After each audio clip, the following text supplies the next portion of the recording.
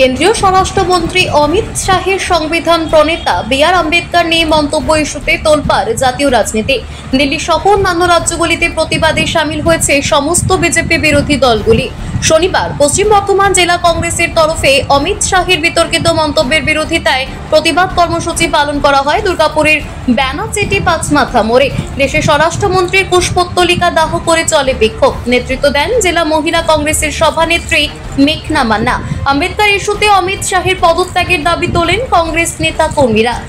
এদের মধ্যে অমিত শাহ ভারতবর্ষের সংবিধানের স্রষ্টা ডক্টর বি.আর. আম্বেদকরের বিরুদ্ধে যে ধরনের কুরুচি সম্পন্ন মতবাদ করেছেন এবং রাহুল গান্ধী এবং খাড়গেজির ওপরে বিদেশির যারা বিজেপির যারা কর্মকর্তা বা বিজেপির যারা কর্মী তারা যেভাবে তাদেরকে শারীরিকভাবে হেনস্থা করেছে, আমরা তার তীব্র প্রতিবাদ জানিয়েছি।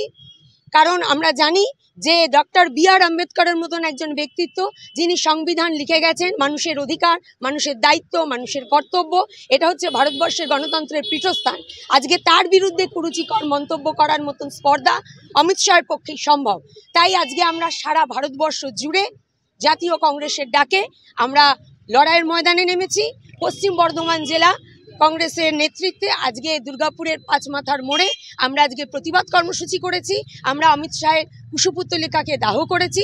শুধু তাই নয়, এই প্রতিবাদ সভার মধ্য দিয়ে আমরা বিজেপিকে হুঁশিয়ার করতে চাই যে অমিত শাহ যদি যত শীঘ্র সম্ভব পদত্যাগ না করেন, তাহলে আগামী দিনে জাতীয় কংগ্রেস আরও বৃহত্তর আন্দোলনের সম্মুখীন হবে। बीजेपी तुम्हें होशियार জাতীয় কংগ্রেস রাজপথে বিজেপি তুমি হোশিয়ার বন্দে মাতরম তোমায় দিতে হবে অমিত শাহ ধিক্কার বন্দে মাতরম জাতীয় কংগ্রেস জিন্দাবাদ জাতীয় কংগ্রেস জিন্দাবাদ আম্বেদকর জিন্দাবাদ রাহুল গান্ধী জিন্দাবাদ বন্দে মাতরম বন্দে মাতরম। দুর্গাপুর থেকে সনাতন গড়াইয়ের রিপোর্ট, টিভি নিউজ 10।